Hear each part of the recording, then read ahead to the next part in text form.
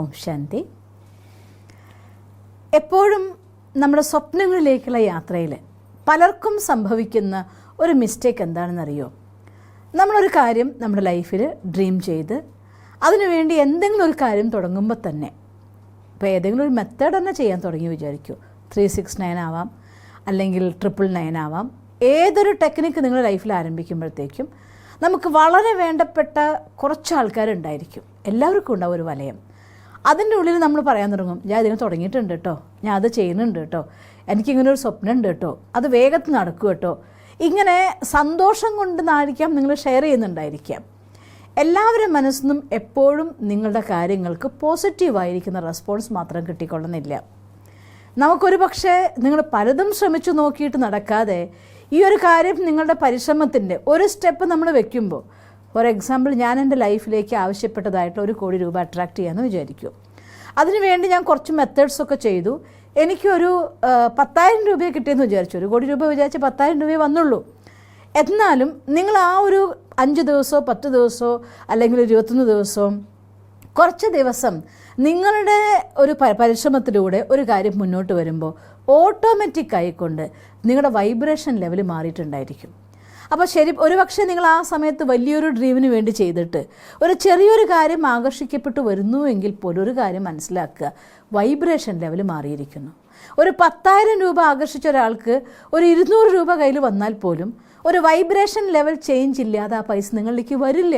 അതാണ് സത്യം. ഒരു പക്ഷേ നിങ്ങൾക്ക് സ്വന്തമായിട്ടതാവാം.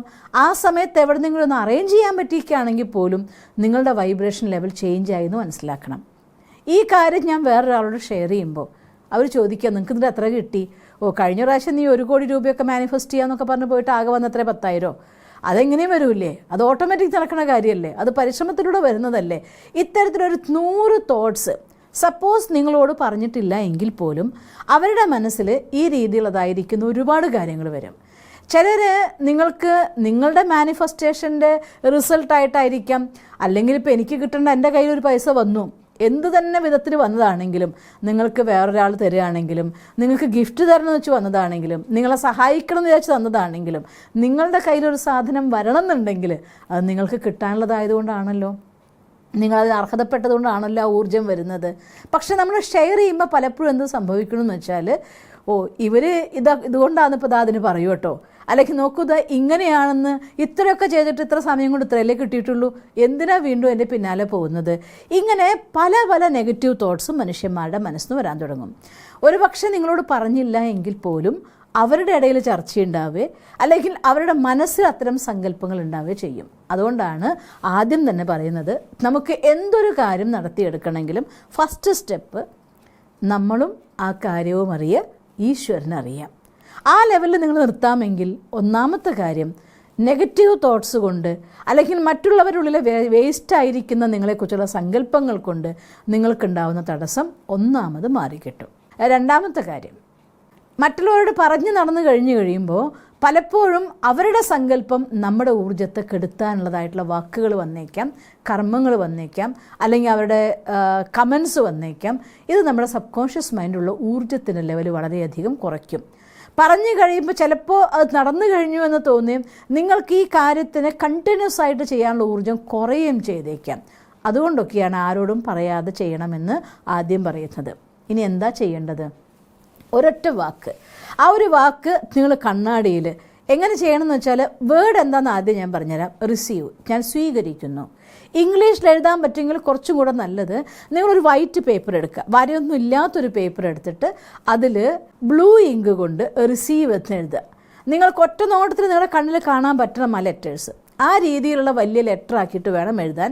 എന്നിട്ട് നിങ്ങൾ നിൽക്കുമ്പോൾ നിങ്ങളുടെ ഐ കോണ്ടാക്റ്റിൻ്റെ ലെവൽ എത്രയാണോ ആ ലെവലിൽ ബാത്റൂമിൽ ഒട്ടിക്കാൻ കണ്ണാടിയുണ്ട്, അതിലൊട്ടിക്കാൻ പറ്റുമെങ്കിൽ അതാണ് ഏറ്റവും നല്ലത്.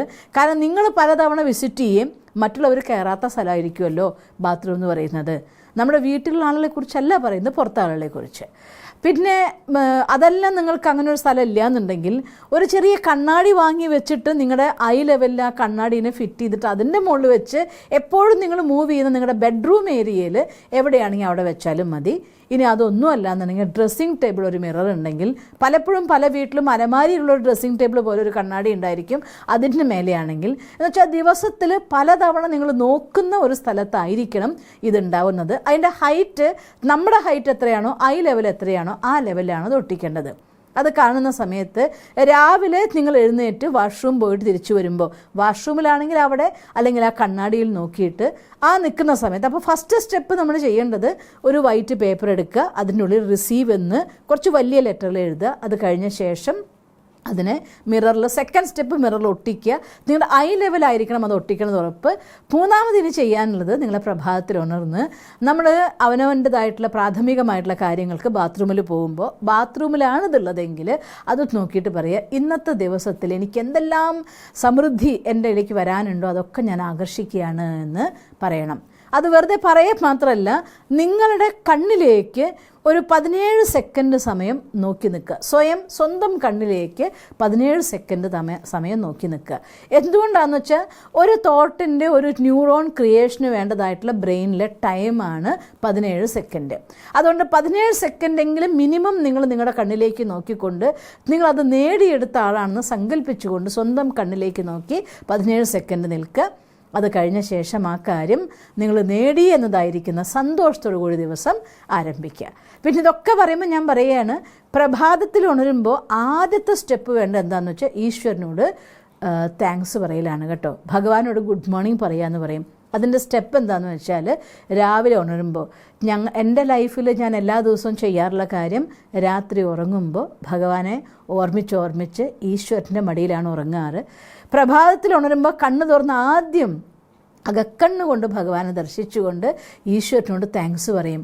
ഭഗവാനെ, നീ എനിക്ക് വീണ്ടും ഒരിക്കൽ കൂടി കണ്ണു തുറക്കാനൊരു അവസരം തന്നല്ലോ, ഈ ഭൂമിയിൽ സേവനത്തിന് വേണ്ടി ഒരിക്കൽ കൂടെ ചാൻസ് തന്നല്ലോ, പുണ്യം സംഭരിക്കാൻ ഒരു ദിവസം കൂടി എനിക്ക് തന്നല്ലോ, വീണ്ടും ശ്വാസം എനിക്ക് അനുവദിച്ചു തന്നല്ലോ എന്നൊക്കെ വിചാരിച്ചുകൊണ്ട് ഈശ്വരനോട് താങ്ക്സ് പറയാറുണ്ട്.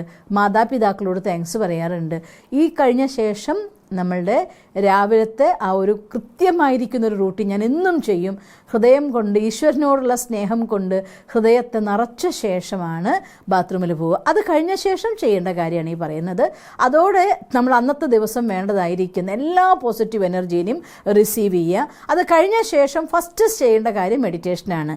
ഇനിയിപ്പോൾ നിങ്ങൾക്ക് കുറച്ച് അധിക സമയം മെഡിറ്റേഷൻ ചെയ്യാൻ പറ്റില്ല എങ്കിലും, നിങ്ങൾ ബ്രഷ് ചെയ്ത് ഒന്ന് ഫ്രഷായി തിരിച്ച് റൂമിൽ വന്ന ശേഷം മിനിമം ഒരു 10 മിനിറ്റ്സ് എങ്കിലും നിങ്ങളുടെ ബെഡിലാണെങ്കിലും കുഴപ്പമില്ല, അല്ലെങ്കിൽ പുറത്തൊരു സ്ഥലത്തായാലും കുഴപ്പമില്ല, ഇരുന്നു കൊണ്ട് ആ പ്രകാശസ്വരൂപനായ ഭഗവാൻ അടുത്ത് വരുന്നതായിട്ടും, അതിൽ നിന്നിങ്ങനെ വൈറ്റ് റേസ് അഥവാ ഗോൾഡൻ റേസ്, നിങ്ങൾക്ക് ഏതാണോ കാണാൻ ഈസി ആയിരിക്കുന്ന മെത്തേഡ് അത് കാണുന്നതായിട്ടും, ആ റേസ് അങ്ങനെ ഭ്രൂമധ്യത്തിലിരിക്കുന്ന ആത്മാവിൽ നിറഞ്ഞ് ശരീരം ഫുള്ള് ഭഗവാന്റെ ബ്ലെസ്സിങ് എന്നൊരു നിറയാണെന്ന് ഫീൽ ചെയ്തുകൊണ്ട് ആ ഗോൾഡൻ ലൈറ്റ് ഒരു വൈറ്റ് ലൈറ്റ് നിറയുന്നു. ശരീരത്തിൽ ഓരോ കണം പോലും ആ പ്രകാശം കൊണ്ട് ഇങ്ങനെ വൈബ്രേറ്റ് ചെയ്യുന്നു.